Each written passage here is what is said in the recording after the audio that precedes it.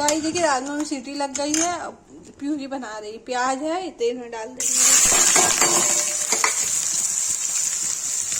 Guys को चला देंगे,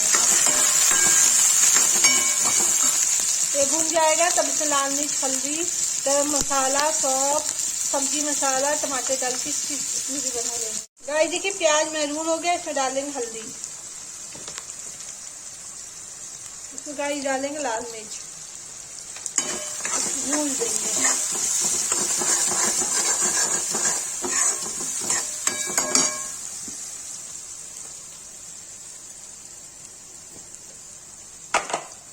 देखिएगा इसमें टमाटर डाल देंगे।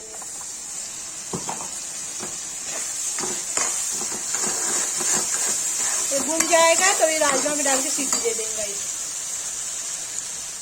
गाइस देखिए राजमा की प्यूरी तैयार हो गई। अब राजमा में डाल देंगे, फिर इसको सीटी देंगे।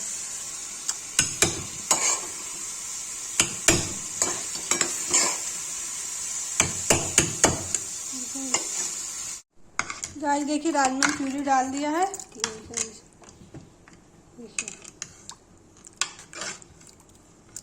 राजमा सीटी दे देंगे।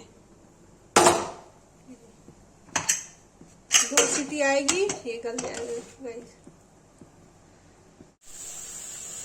गाइस देखिए इसमें सीटी आने वाली है, सीटी आ जाएगी तो बन के तैयार हो जाएगा। सीटी आ गई है, अब इसको बंद कर देंगे। गाइस देखिए गैस बंद कर दिया, सीटी हो गई है।